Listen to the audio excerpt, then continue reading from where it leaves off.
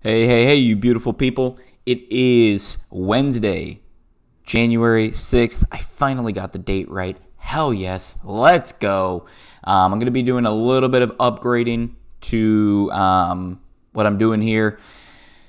I typically use my laptop. I think it's easier, at least for me. It gives me more of like a full holistic picture. And also because I'm using QuickTime Player, I can then just download the audio if I want.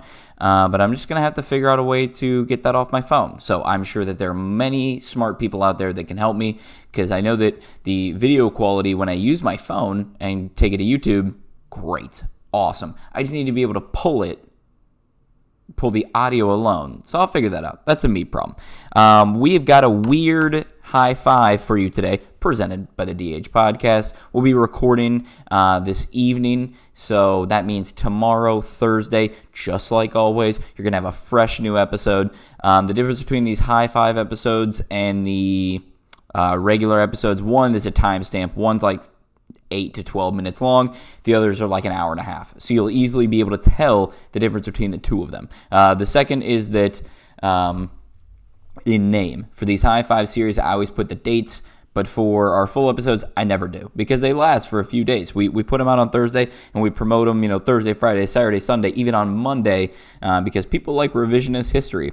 I know I do. So that allows for people to check it out, and they're not beholden to a date. And plus, even when we're not putting out podcast episodes, we still want people to be checking out the Hi5 series as well. So there you go. This isn't even number one. It's like 0.5, so I don't think it matters. But Ohio State, they have, COVID whispers. I don't know if it's enough to postpone, because if they're not doing that for the NFL, I don't know if they'll do it for the NCAA. But of course, they only have one game left to play. So in theory, they could push it back to another Monday if they wanted to as well, because this weekend and next weekend are Saturday and Sunday with the NFL. So they're not going to flex it that far out. They're still going to keep the national championship on a Monday, but it's available to them to change if they'd like to. All right. Number one, Browns issues.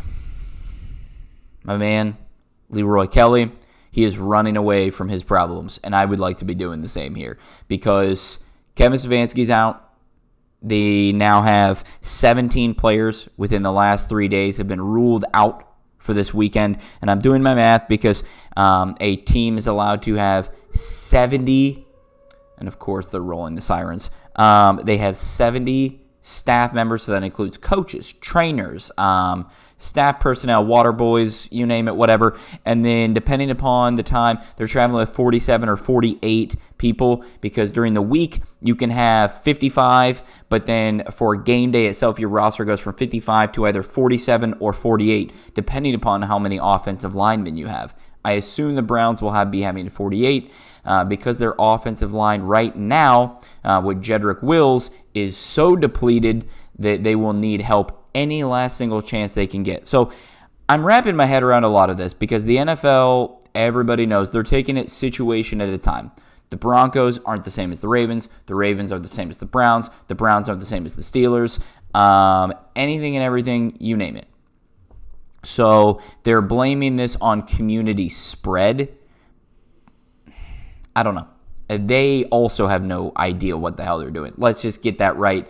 And everybody knows it, but they can't do anything about it. You can't push a wild card game into a Monday, because then you're asking for 5 days rest for a playoff game for whoever wins. It doesn't really matter who wins. That's going to be less rest for them.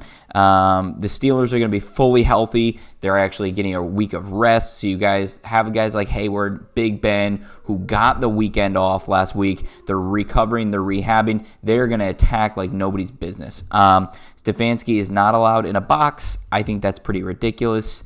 He could have pulled a Hugh Freeze. I don't know.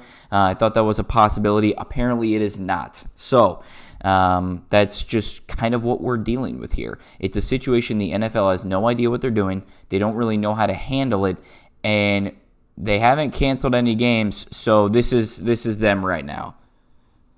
Blinders on. You can see horse blinders are like this. straight up in front for those of you on audio. But like they're moving the blinders just in. And you know what they see? They see the Super Bowl. Because what's going to happen is Ian Rappaport and Schefter, at the end of the season, they're going to tweet out, like, great job, NFL. You did so good. And just, like, slobbering all over Goodell. Because they're water boys for the NFL. That's what they get paid to do. They would be pushed down to the bottom of the pile if they didn't try to make the NFL look good here and there. Not saying 100%, but definitely at least 90%. It's part of their job. Part of their job of breaking news. So am I biased? Yes. Am I angry? Yes. I don't like having a built-in excuse. I don't think that that's what the team wants either. That's not what competitors want. That's the lazy way of thinking. You don't want an easy way out. You want to be able to say, I'm at full strength, my team's at full strength, they're at full strength, let's go. It's the playoffs. It's what you play for. And I don't just want to say that, hey, first off, it is amazing that it's the first time since 2002 that we made the playoffs. It's awesome. It kicks ass. It was a great 36 hours before all this thing went to hell. But you also you can't just say, oh, well, we made it to the wild card round. Good job, guys. You think that's what the players are thinking? No way in hell. These guys are the peak of their class, peak of their craft. They're competitors. They're always going to continue to want to compete and continue to excel at a higher level. They don't want to lose. Nobody likes losing. So that's why I don't understand these, like, whatever people. But apparently the threshold is 20 for moving a game or anything like that, because the Ravens had 22, 23, I think.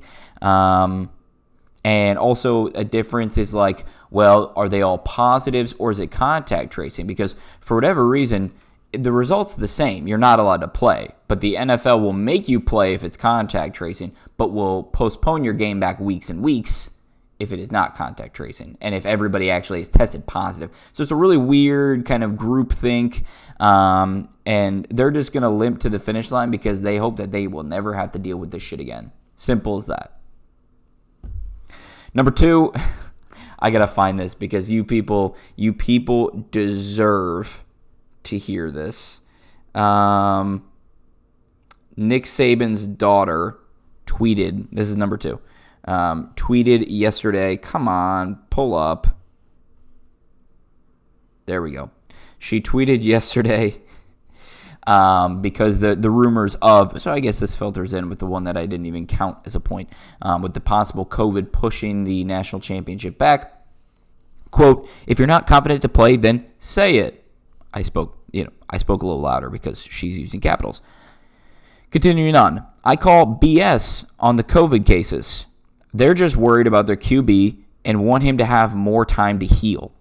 If he's hurt, put in your backup. You don't see us postpone the rest of the season to wait for Waddle. Bye. And then promptly deleted it. Okay. Couple things to unpack here. High charged situation. I mean, it would be nice if Justin Fields' ribs could heal a little bit. Little COVID ribs. And whole cough ribs. Regardless, they were just rumors. It wasn't even, there haven't been names released of positive tests that have come out yet. And even with the NFL, we see that some guys, these are practice squad guys, so it doesn't even matter. They're just being reported. So we don't really know any information yet, which is why it was really smart of her to just go, spout her mouth off. And then, of course, now Ohio State now has some nice bulletin board material. Oh, Dabo ranked them 11th. Oh, well, Saban and his family are trying to say that you don't want to play them. You're too scared to play them. Well, putting that right up on the bulletin board right there. And also, does Alabama forget what happened the last time they faced Ohio State backup? Triple backup? You lost as the 1 seed. So this is where people just need to shut up. Get in the gym, get in the film room, grind it out. I know she's not in the gym or the film room. Shut up. You know exactly what I mean. And she should know better, but Saban's not going to be happy because he's not a bulletin board material giver either. That is not what he does. Short answers, complimentary of the other team. They got a great team. They've got a great squad. Please check out my sponsor, Coke. They're at every last single podium of mine. I love them. I mainline Coke through an IV. That could be taken out of context. Love it. All right, number 3, we're going to keep plugging along. Barrelgate. #Barrelgate. USA World Juniors champions beat Canada 2-0 last night. They now have 4 golds recently in the World Juniors. It wasn't a clinic by any means because Canada is an amazing team, but it was a lot of fun to watch because USA just seemed to have an edge. I don't know exactly what it was. Maybe it's getting up for the game or what, but throughout the tournament, throughout the season, they'd use, a barrel as some sort of symbol of their opponents. And so everybody started freaking out yesterday because yesterday was the first time anybody paid attention to the World Juniors. And when America brought out a barrel that had Canada's hockey logo on it. So people were just like, wow, they're saying they're trash. That's terrible. It's just people that didn't do their research. Simple as that. Number 4, DeVonta Smith. Congrats. You deserve the Heisman. Nobody else deserved it. Trevor Lawrence did not deserve it. Mac, a.k.a. Michael McCorkle Jones. That's not an NFL name. Do not take him. That is not an NFL name. Did not deserve it. Nobody else deserved it but you, man. You rightfully earned it. First wide receiver in 29 years to get the award. And I think that was since Desmond Howard. So incredibly deserving. In a weird year, he was able to stand out and absolutely just beat shit out of absolutely anybody and everybody who would take an ear to it. I don't know. All right. Number 5, we're going to round it out with some NBA news. The Cavs have Colin Sexton and Darius Garland, which the fans have wonderfully named Sexland. Phenomenal. The team refuses to respect this name and just calling them your favorite backcourt duo. I mean, just come up with something better. Make up a nickname. It doesn't even have to be involving their last names. But of course, when you give us Sex and Land, they're coming together. Darius Garland out for at least a week. He sprained his shoulder against the Magic, and so that means half of Sexland is out. So now you just get the Sex. You don't even get to go. You're not a landowner anymore. You don't get to vote now because you're not a landowner. So you're only allowed Sex, apparently. I don't know. But games tonight that are important, or at least going to be fun to watch, because we actually have some televised games. Typically, they're only on NBA TV. That's no fun. Celtics Heat. You get a little Eastern Conference Finals rematch. Clippers and Golden State. You will not be seeing this matchup again in the Western Conference Finals. Take note of that. The Lakers will be there. The Warriors I do not think they're a flash in the pan in the sense that they have a lot of skill, but injuries will literally haunt them the entire season while they are not at full strength. So this is another building season, except they won't have a lottery pick this year. So they're going to actually have to keep their guys healthy. Clippers are better. I've got the Clippers money line straight up. I don't like any of the spreads because I don't trust them. And sometimes this Golden State can go off. Clearly, 62 from Steph last week. All right. Washington and Philly is your last game. Just fun. Russell Westbrook, Joel Embiid. Enjoy yourselves. You deserve it. Take some time. All right.